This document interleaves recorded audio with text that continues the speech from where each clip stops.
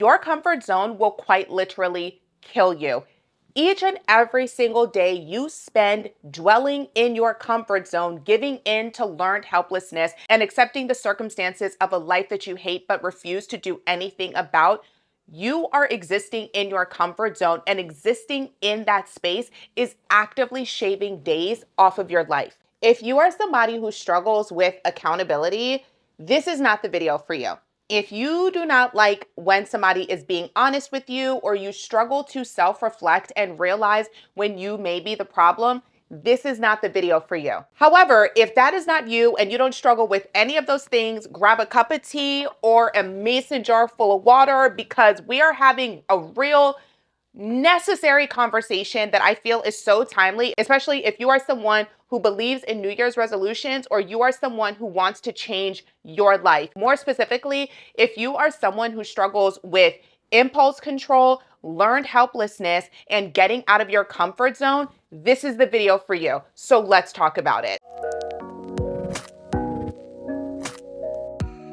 Aloha, beautiful humans. Welcome to my channel if you are new here. Welcome back if we've been locked in. My name is Sasha, and today we are talking about not only the dangers of what it is to exist in your comfort zone, but how to get out of existing in your comfort zone. I've been wanting to do this video for a very long time because of the type of content I make. I get a very particular type of comments, and I've noticed it is comments from people who have accepted the circumstances of their life or the reality around them and refuse to do anything about it. They are more comfortable blaming the powers that be rather than realizing the ways in which they may be influencing or indirectly causing the distress that they're living in, the unhappiness that they're living in, or who just hate their lives and refuse to do anything about it. And I am not somebody who comes to these conversations with this tough love perspective.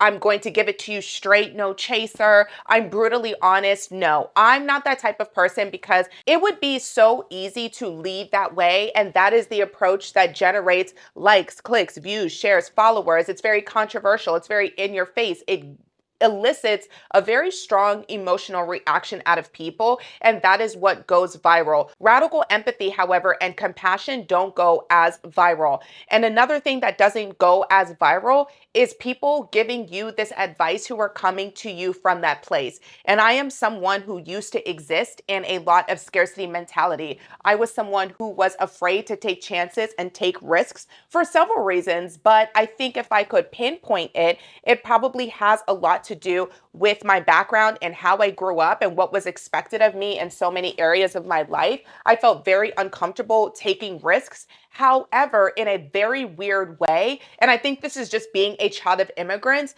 that environment where I was not encouraged to take a lot of risks. I was always encouraged to learn from the mistakes of others and take the path that is most often traveled, especially as it pertains to if you're trying to gain a certain level of success.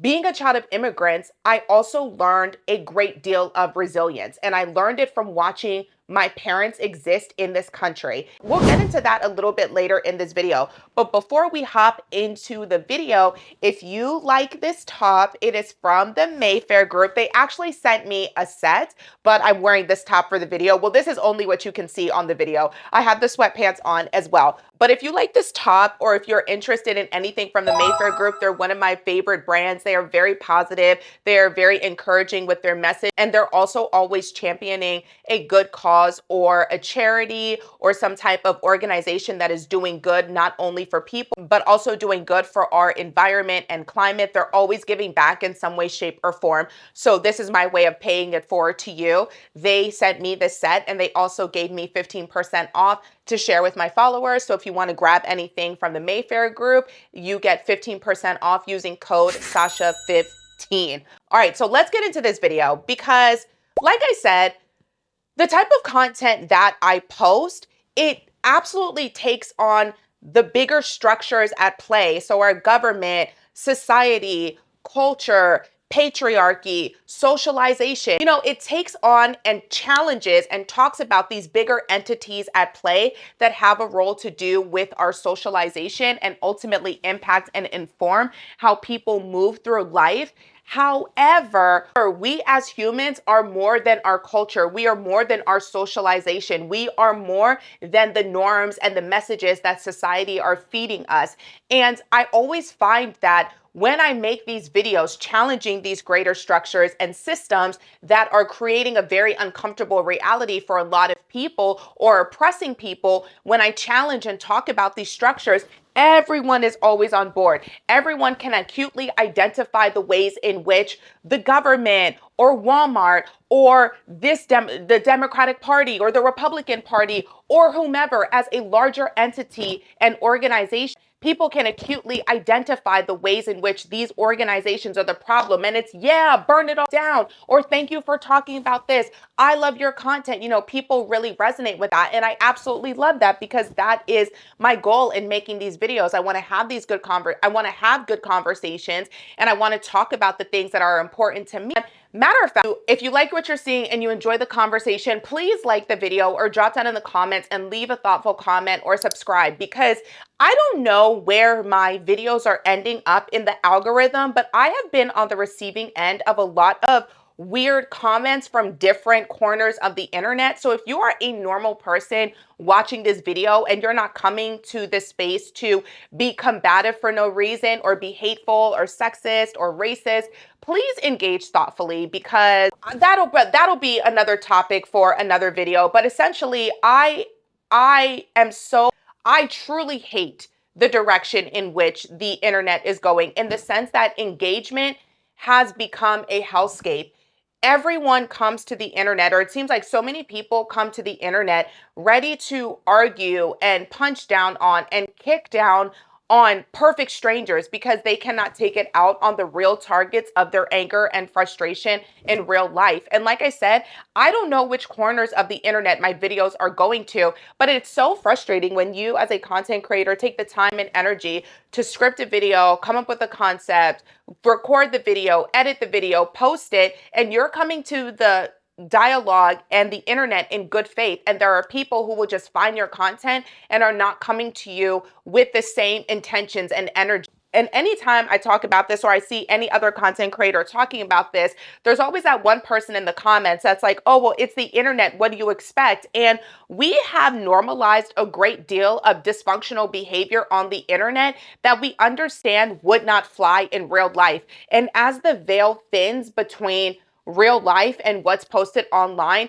it is my hope that people stop engaging in ways on the internet that are completely demonic and dysfunctional, and not ways you would engage with people in real life. So again, if you are enjoying the video and you're enjoying the conversation and the dialogue, like the video, subscribe to the channel, and drop down in the comments and leave a thoughtful comment. It is always greatly appreciated, and I always do my best to respond to comments. But anyways, like I was saying, I got a little off track. So yeah.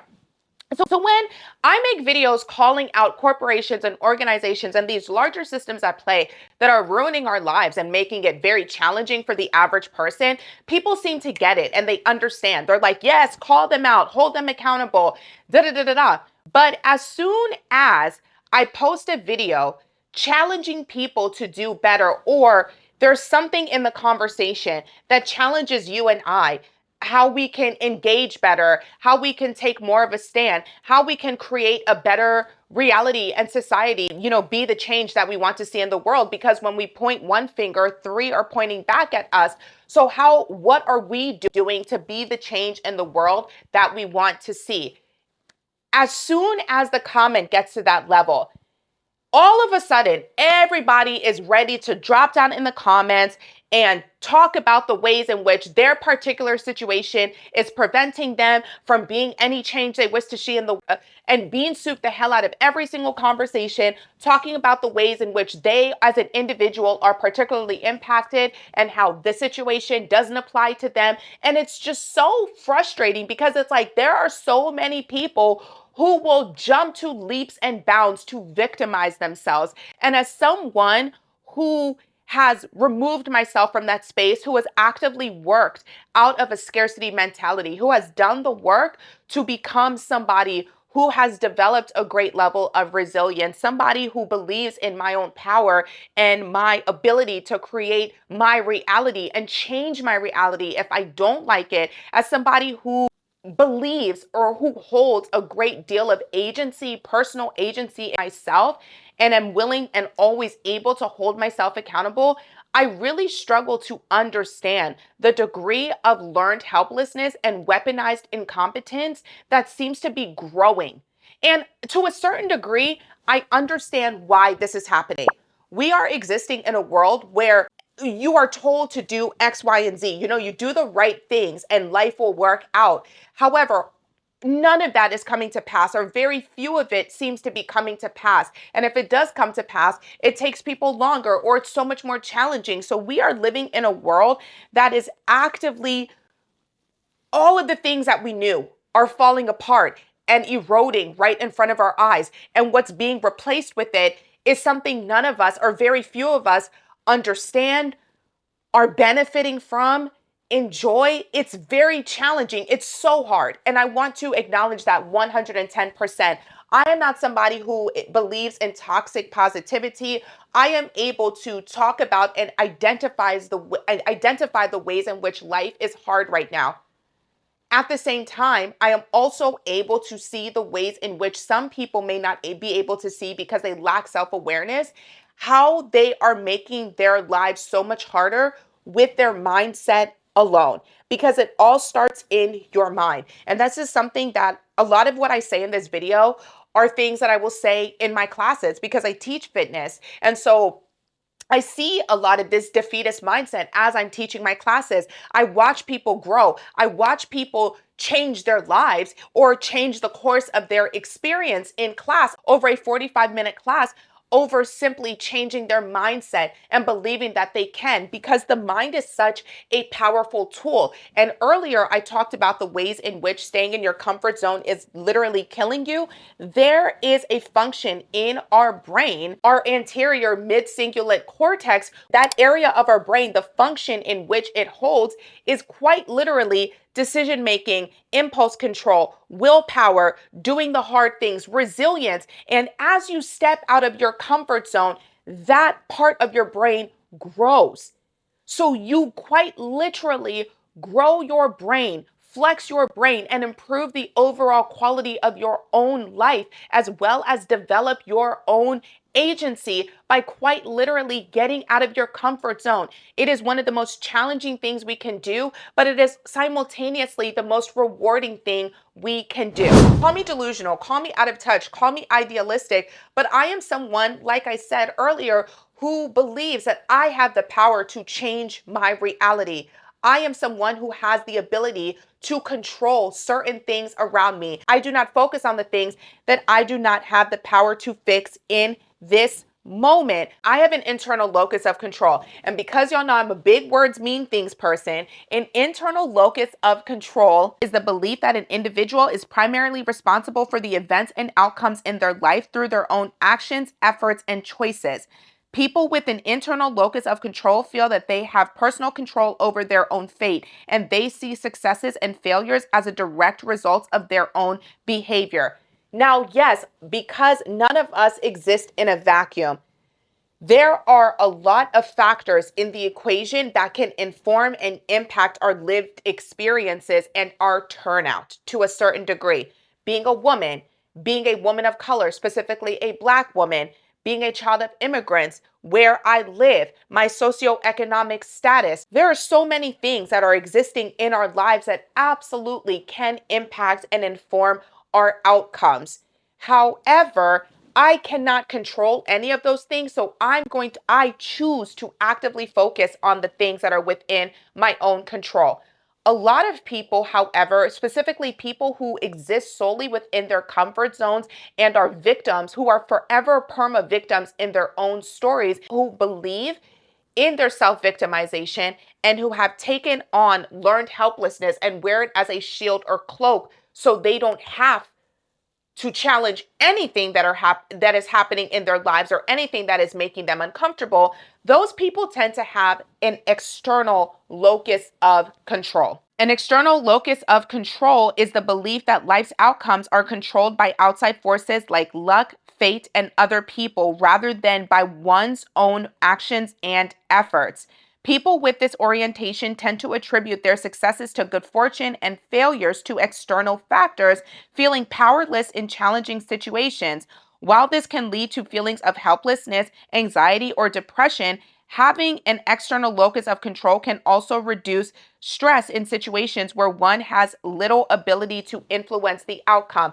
So, again, this is not the worst thing in the world when it comes to certain situations because, like I said, I am fully aware of the fact that there are a lot of things outside of my control, and I cannot worry about that. I cannot spend time and energy focusing on those things because you will drive yourself crazy. It will make you feel helpless, and it can cause you to feel very depressed and hopeless.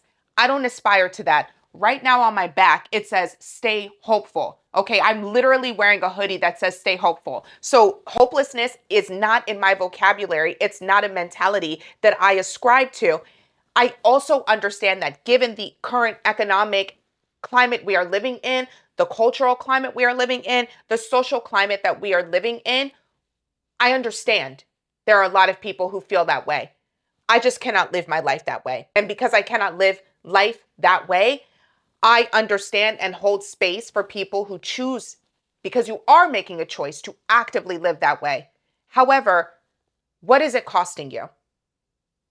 What is giving up on your life and focusing on all of the things that are outside of your control? What is that costing you? More importantly, what is it causing you to miss out on in life? If y'all have ever seen the movie WALL-E, that is a depiction, in my personal opinion, of what it is like to exist in a state of learned helplessness, where you are the victim in your own story and you have such an external locus of control that you do not want to take any accountability for anything that is happening in your life, and you're waiting for someone else to save you. The people of WALL-E, they left Earth because it was just devoid of any life and it was crumbling. And it's just like, where do we go? So we get in this spaceship, and now these people in WALL-E, I'm not going to spoil it too much. I won't spoil it for you. Go and watch the movie. It's a wonderful movie, and I think a reflection of where we are right now and where we are headed. But now these people have developed and devolved so much that they can't even walk. Like, that is a nightmare. And it is so terrifying to me how many people genuinely exist in that space of learned helplessness. The only way you build this self-reliance, or one of the most powerful ways you build self-reliance and you build self-resilience and you build determination, is to get the fuck out of your comfort zone. You are going to have to get out of your comfort zone in order for you to do anything in this life that is worth doing, in order for you to attain any level of success and joy and happiness and live life on your own terms, to create the life that you want to live. You are going to have to get uncomfortable, because your comfort zone is the one thing, it's the only thing in this moment. If you are someone who believes in an internal locus of control, your comfort zone, staying in your comfort zone, is the only thing preventing you from living the life that you want to live. That is it. That is all. I am not somebody who is an expert. I'm just someone who is extremely idealistic and optimistic. If you want the science behind this, however, I'm going to recommend a podcast to you that might be a little bit controversial, but I enjoy him for the science behind a lot of what he has to say. It is the Huberman Labs podcast. I'm going to drop it. I'm going to link it in the captions and the comments. It is a 13-minute video with another person who is a little controversial, and I really can't stand this man because he is a deadbeat dad. And so any super successful person, especially any super successful man, if they are a deadbeat dad, anything they say doesn't even enter my ear. However, this is someone who is very successful and talks a lot about what it is to get out of your comfort zone. He is somebody who is highly regarded. He is somebody who is highly respected. And so I'm going to recommend this specific episode because of the science to it. The specific clip from this episode because of the science, not because I endorse David Goggins and the Huberman Labs podcast dude. He has a lot of controversial takes. However, the science of what he says and his education and his background, I do think there is validity to it, and I'm not here to argue with it as someone who is not a neurologist and who hasn't gone to schooling for this. But I talked about this earlier. The anterior mid-cingulate cortex that function in your brain, this is what he talks about in this podcast, the importance of this specific area of your brain and how there have been studies done on it to show the ways in which your comfort zone, it is literally, if you want to see a literal depiction of what your comfort zone is, it is that anterior mid-cingulate cortex and how it grows when you do things you don't want to do, how you get when you get uncomfortable, and how it shrinks with the further and the more you stay in your comfort zone. It's 13 minutes long. They do a really good job of breaking down in layman's terms the function of this area of your brain and how your comfort zone is literally killing you, how you just need to get uncomfortable. Anything worth doing in this life is not going to happen. It is not going to occur in your comfort zone. And another thing, he didn't touch on this in his podcast, but this is part of the reason why I find the Nike phrase and the Nike slogan, just do it, so powerful. It is so simple, but it is so powerful. If you take anything away from that podcast, there is no hack. You quite literally just have to do it. And this is why the phrase, the Nike slogan, it is brilliant. It is one of the most effective slogans, mottos that I have honestly ever heard in my life. Just do it. It is so simple. It is so powerful. And it is so effective because of that just at the beginning of it. Because do it is like, okay, I'm going to do it. But it's like, just do it. Just do it. What is the reason? What's holding you back? Get up and go. It almost challenges you. Like, why are you not doing it? Just do it. Stop being lazy. Get up and go. Make it happen. That just is what makes that slogan so powerful. I love it. It is one of my favorite slogans. And it's impactful because it really goes to show that a lot of the time, we are the ones holding us back. We can sit here and come up with every single excuse under the sun. You can sit here and say, I can't do this, I can't do that. But it's not a matter of can or can't. For the vast majority of people, so often it's a matter of will and won't. There is a difference between the two, and I'll talk about it a little bit later in the video. But yeah, when it comes to just do it, I do shit I don't want to do every single day. I'd be so tired from like work and teaching, but I want this so bad. You know, I want my YouTube to happen. I want to grow my presence. I want to grow my community. That I'm going to wake up early and I'm going to record, or I'm going to do it after I get back from work or after I get back from a class. I need to also work in time into my schedule to sleep better and to eat better and to go to the gym. And before COVID, I used to be a 2-a-day workout person. I used to be up at 5, 6 in the morning. I was a proud member of the 6 a.m. club. Loved it. COVID really knocked me off my keel. And so this is why I say when I'm speaking from a place of experience, I've had to come back from that before. I've had to work my way up again to getting the F up when I want to hit snooze, getting up and just doing it. Just hit the snooze button. Just get up and go to the gym. And I've never regretted, a workout that I went to that I didn't want to. I've never regretted it. Now, again, this is me coming as someone who, yes, I'm married, but I also don't have children. So we have to take into account the real realities in our lives that may make doing certain things more challenging. But it is not a matter of can or can't. It is a matter of will and won't. And a lot of people are unwilling to make the necessary changes in life to get to where they want to be. They have an external locus of control where they feel that the luck, it just wasn't in the cards for me. And maybe it wasn't the cards for you, but you just didn't work. You don't want to work at it, because I firmly believe what is for you shall never pass you. So if there's something that I want in this life, I'm going to get it. I am going to get it. There's no other way. If I don't put in the work, though, it's not going to come to me. A lot of people will pray for things and wonder why their prayers aren't working out or why they're not getting the things that they want. Instead of praying for things, specific things, pray for the tools.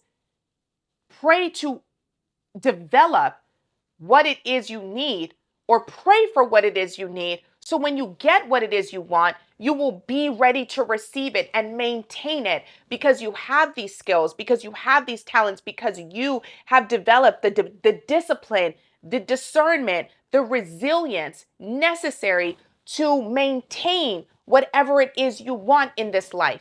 There are so many videos that I see of people talking about how the community is eroding and people are not friendly anymore. People aren't nice anymore. And I feel like a lot of it comes from people have weaponized therapy speak and have weaponized it.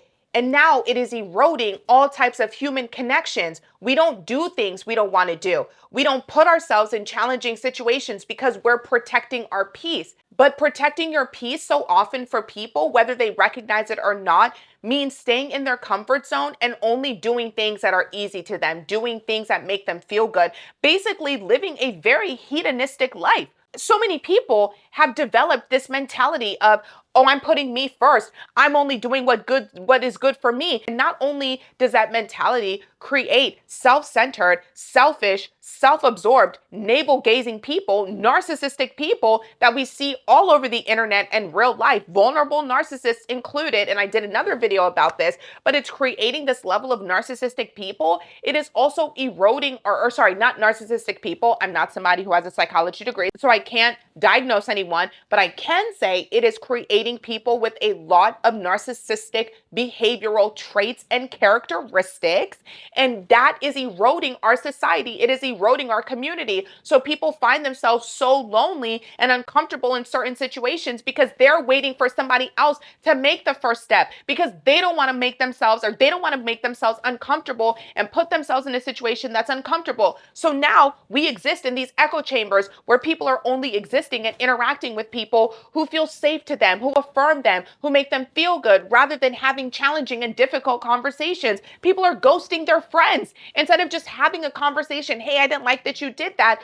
And having the difficult conversation, having the uncomfortable conversation. People are now ghosting friends and ending relationships without so much as a simple conversation. It is just wild to me to see how we have regressed so much as a society as we've progressed in so many different ways. And I read a book, or I'm in the process of reading a book, The Collapse of Parenting, that talks about how this lack of resilience, it is something that is developing in children. And now you see it in the children who are becoming young adults and adults. You see this lack of resilience because there is no more, people do not seek out, or I won't say even seek out. There are so many situations, because of a lack of technology. You were just put in and you had to work your way out of and make yourself uncomfortable because there was no technology. But now you have all of these apps and these conveniences that have been put in its place to get rid of all of these uncomfortable situations. But what has that convenience cost us as a people, and how is it eroding our resilience? I do things I don't want to do every single day. I'm not lying. I do things every single day. Sometimes I don't want to eat broccoli. I don't want to eat my vegetables. I don't want to eat a salad. I want to eat a big double cheeseburger. Oh my gosh, I wish I could eat the way I did in my 20s. I can't. I just can't anymore. Sometimes I don't want to go to the gym. I want to lay in bed. I can't. I can't do that. I do things. I force myself out of my comfort zone every single day. Every single day, bro. So I literally don't understand people I don't understand lazy people, and I don't understand perma victims. I do understand it to a certain degree, though, because I was one of those people. I always took the path that was the safest. I always took the path that was the most comfortable. I never took a risk, ever. I never took risks. I always did what was safe for me. And my life was so small, and I was so unhappy. I was so miserable. I spent so much of my oh my God, I don't even want to cry because I spent so much of my early 20s afraid. And it cost me time.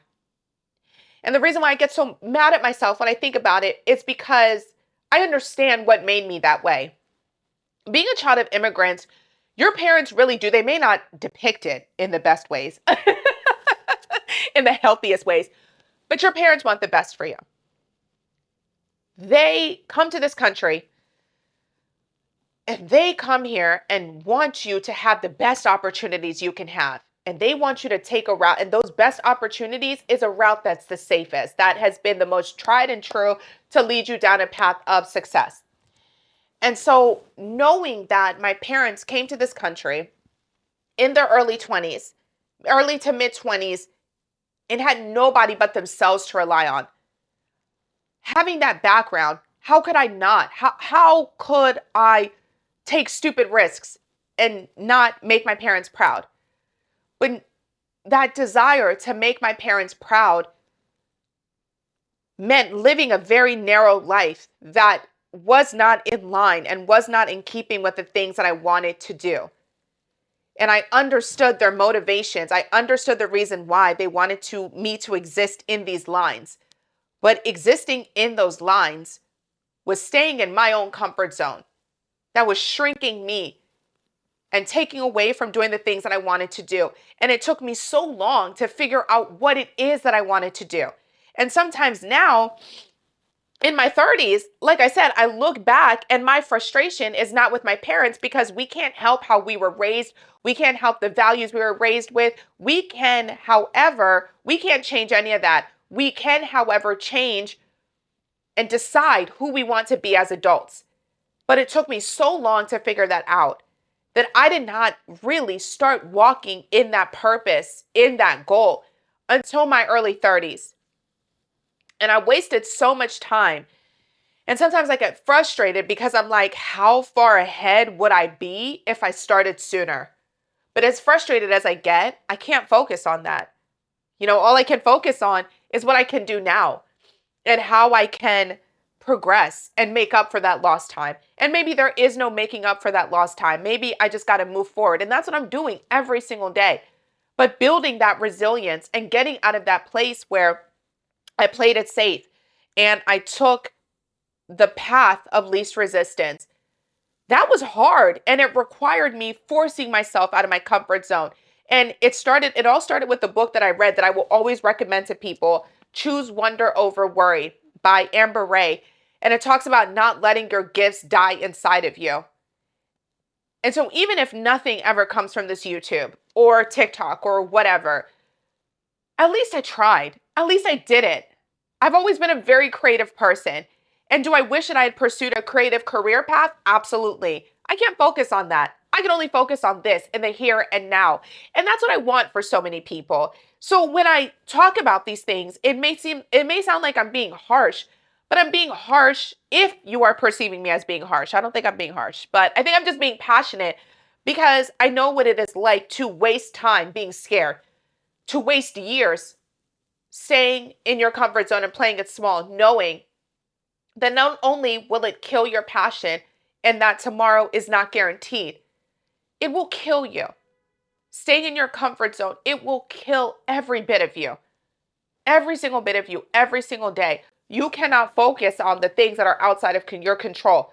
You can receive it and take it as data points and maybe let it influence how you move forward. Okay, I need to pivot here. That probably is not a good venture, but you don't ever let it stop you from your goal, from what it is you are trying to accomplish.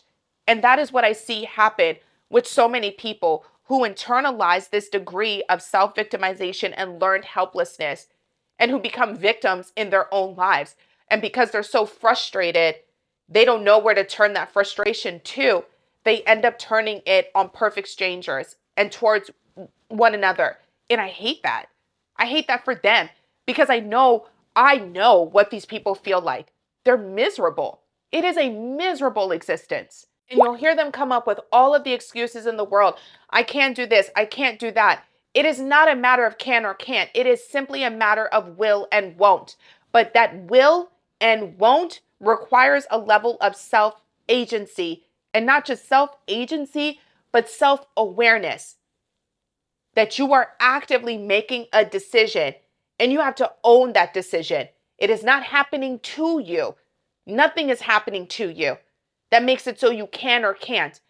When you effectively and impactfully say, I will or won't, You decide in that moment. That is self-awareness right there. And you are the one making that choice. Personal responsibility and accountability has to become a factor in the equation. So long as people continue to practice and weaponize learned helplessness, self-awareness and learned helplessness, they cannot exist.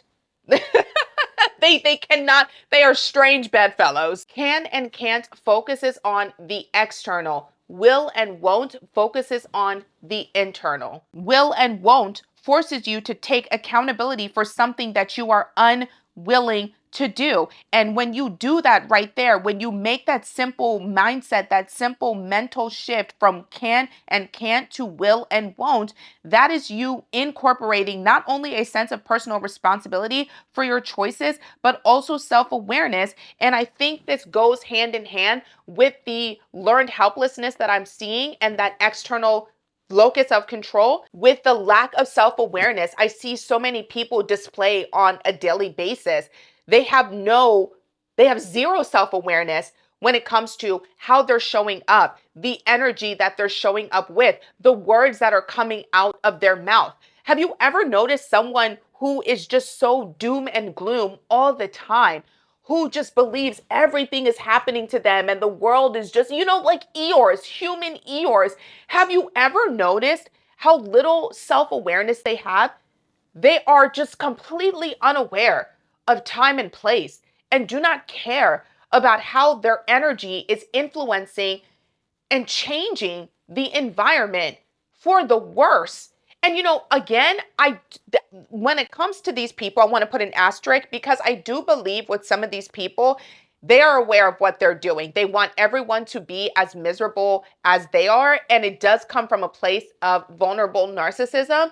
But I don't think that is the case with everyone. I just believe that some of these people have developed such a level of learned helplessness and a lack of emotional intelligence, as well as completely giving up on life and deciding to take accountability for any of their life, anything that's going on in their life or any of their choices. It's like these people just become a very passive agent in their lives and just assume everything is happening around them. And so they have no care to influence anything for the better because they can't even conceive of a better. I see this all the time in not only my own comment sections, but other comment sections of influencers or content creators or anyone posting things on the internet. Somebody will share a piece of good news and people will get in the comments and just, well, what about, and oh, I wish this, but this, that, and the third, and share every negative experience. And it's just like, bro, read the room. Why would you say that? A simple congratulations would suffice and keep it moving. Or if you don't have anything positive to say, don't say anything at all. It's just like people cannot, again, like I said earlier, the people who, because they are struggling, they believe everyone else around them should be struggling, even if and when that struggling is self-imposed. And so to wrap this up, because I did not want this to get too long, and I might even end up doing like a part 2 or just cutting this video in half. I don't know. I feel like my longer videos don't really get traction on here, but this is something that I'm extremely passionate about. So maybe I'll just keep it as one video. I don't know. We'll see in post-production. To wrap this up, though, I know things are hard and I acknowledge it because I went through a space of life where things were very hard for me for a very long time. Some of it was things outside of my control and some of it were things immediately within my control. And while I can't speak to things that are outside of our control, what I can speak to are the 3 things that are immediately in my control right now and your control. Your thoughts and your feelings, the energy you show up with, you bring to any space that you are in, and your words. Do not bean soup this. I'm going to tell you right now, because as soon as I came out of my mouth, I was like, somebody's going to drop it in the comments and say, oh, I have X, Y, and Z. I can't control the words that are coming. If that's you, I'm not talking to you. But for the average person, do not bean soup this, okay? For the average person, you are absolutely in control of 3 things in this moment: your words, your thoughts and your feelings, and the energy you show up with.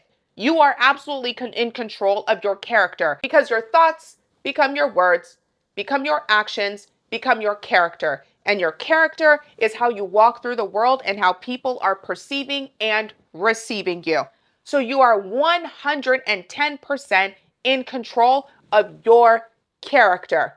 You are 110% in control of the words that are coming out of your mouth and the energy you bring with and lead with.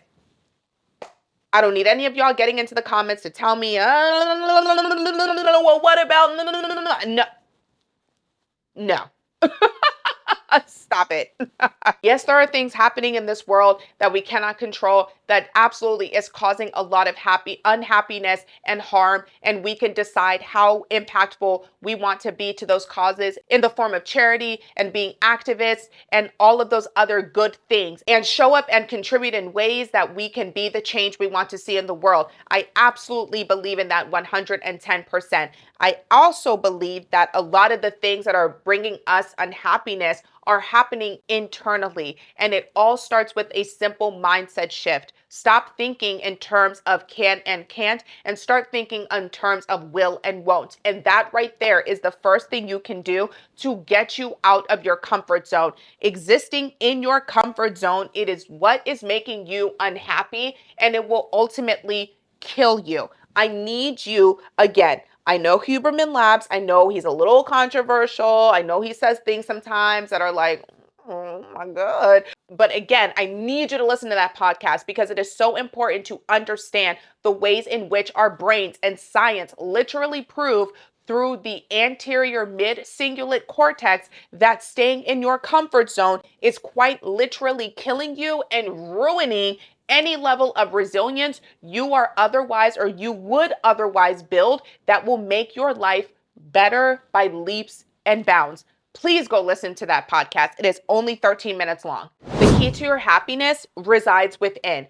A lot of us look at content creators or influencers or people or celebrities or whomever. We look at all these people we are seeing living lives that are inspirational and aspirational, lives that we want to live. And the only difference between you and them is they have actively made a choice to live the life that they want on their own terms, get out of their comfort zone and show up every single day. Again, we do take into account, and I 110% acknowledge that there are a lot of forces in our lives that are impacting and potentially influencing how we are able to show up and how we are able to live and exist. I get that. However, internal locus of control versus external locus of control. There is nothing I can do about the external. There's nothing I can do about what's going on around here. I can, however, 110% control the things that are happening in here, in this brain. In this brain, I can control everything that is going on here. Do not bean soup this. Stop it. You are at any and every moment in control of your thoughts and your feelings, your actions, your words, and how you show up, the energy you bring within you. Focus on that.